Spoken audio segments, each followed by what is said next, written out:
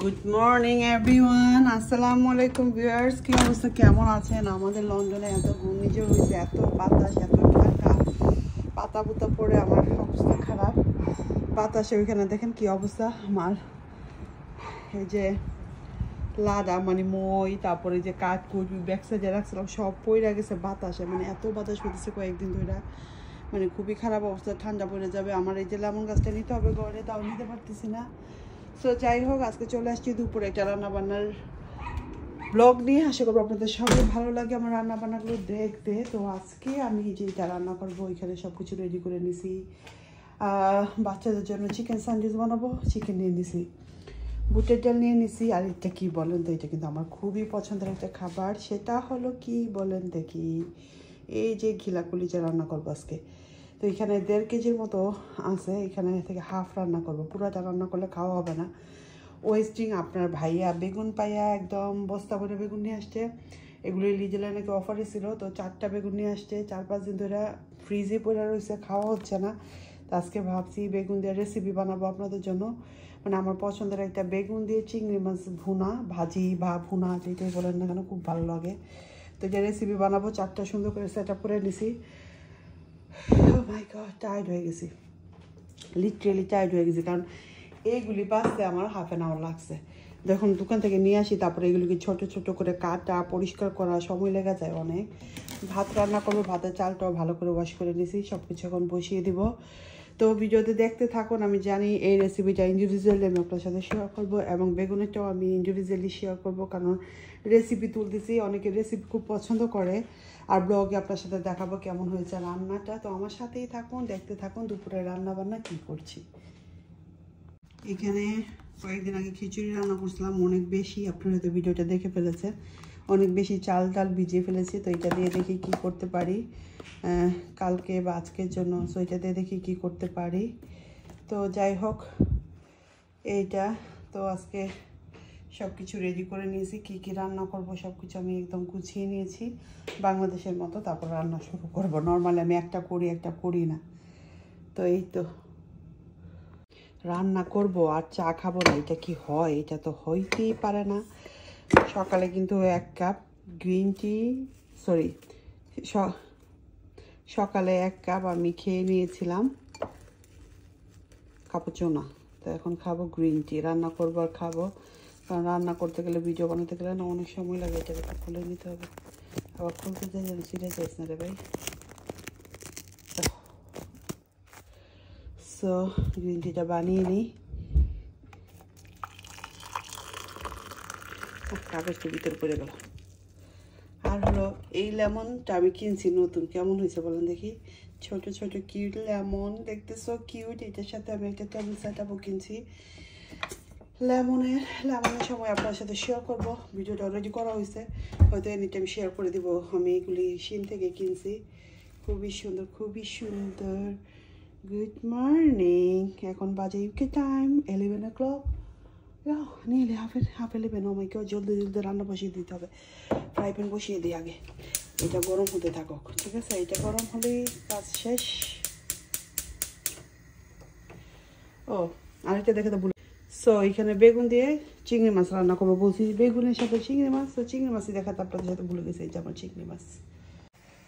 ভাত বসিয়ে দিলাম, আর এই তো বুটের ডালটা এখানে কষাতে দিয়ে দিলাম, পানি দিয়ে দিছি, কষানো হচ্ছে। এখন অন্য রান্না করবো। বেগুন ভাজির জন্য ওই বেগুনগুলিকে এখন কাইটা ধুয়ে নিতেছি, বড় বড় করে মোটামুটি করে কাছে, কারণ এই বেগুনগুলি না তাড়াতাড়ি সিদ্ধ হয়ে যায় রান্না করার সময়, আর তখন গলে যায়। তো বেগুনটা যেন আস্তা থাকে, তার জন্য একটু মোটামুটি করে কাটলে ভালো হয়। এখন এটাকে তুলে নিই, পানির সাথে একটু 10 মিনিট ভিজিয়ে রাখি, তারপরে যে কষটা, বেগুনের কষটা চলে যাবে কিন্তু।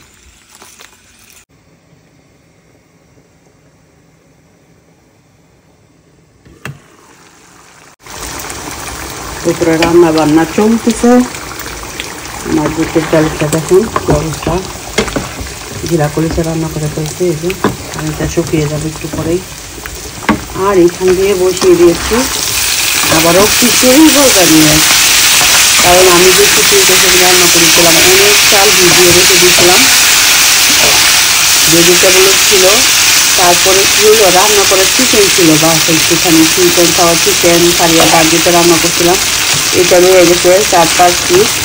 ভাবলাম এটা দিয়েছি মেয়েদের জন্য, আমার বড় মেয়ে যে স্পেশালি ও তো এটা রাতের জন্য একটু রান্না করে ফেলতেছি, একটু গরম পানি দিয়ে দিলাম।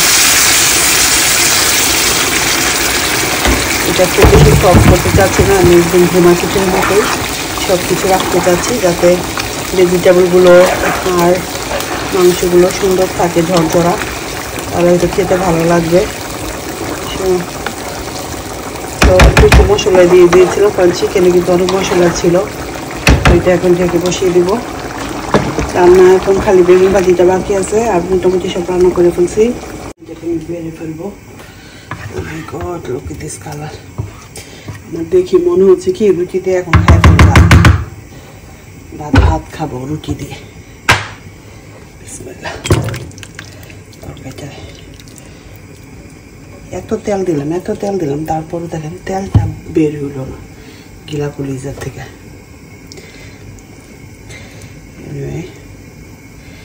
আমার গিলা কলিজার রেডি।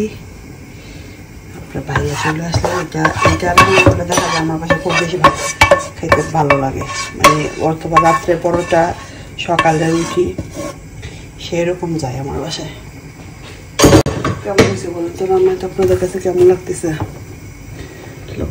রেডি হয়ে গেল, সো ইয়ামি।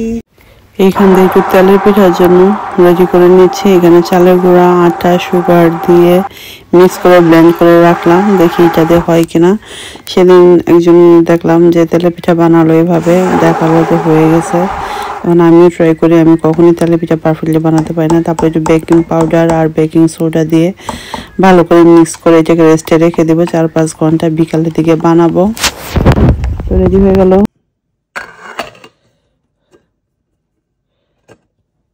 এই যে দেখেন যেরকমটা চাইছে, একদম মাখা ভুনা খিচুড়ি হয়েছে, ভেজিটেবল এবং চিকেন একদম চাইছে।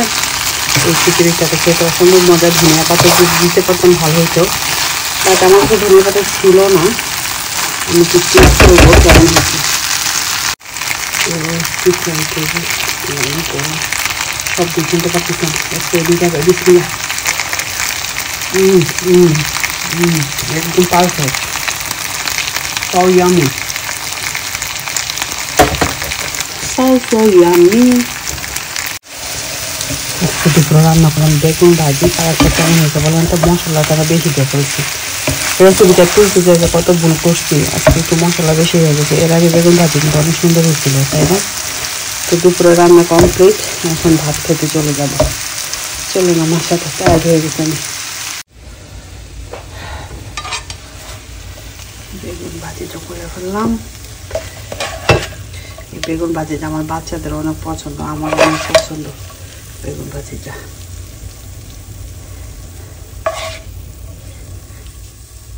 সবগুলি চিংড়ি মাছের ভিতরে না যায়, উপরে না যায়, ভিতরে চলে গেছে। কেমনটা লাগে এটা?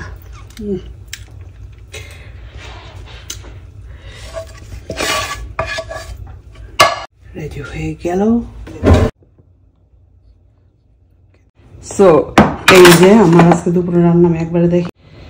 সো ফাইনালি চলে আসছি আমার দুপুরের রান্না। এই যে খিচুড়িটা রান্না করছি, 3 বক্স হয়েছে, মোটামুটি 3 জনে খেতে পারবে। অল্প অল্প করে আমার বাচ্চাদের জন্য রেডি করে রাখছি। আর এই যে এখানে নিয়েছিলাম বাসমতি চালের রাইস। আর এই হলো আমার গিলা কলিজা। গিলা কলিজাটা ডার্ক কালার কেন লাগতেছে? আপনাদের কাছে কি ডার্ক কালার লাগতেছে?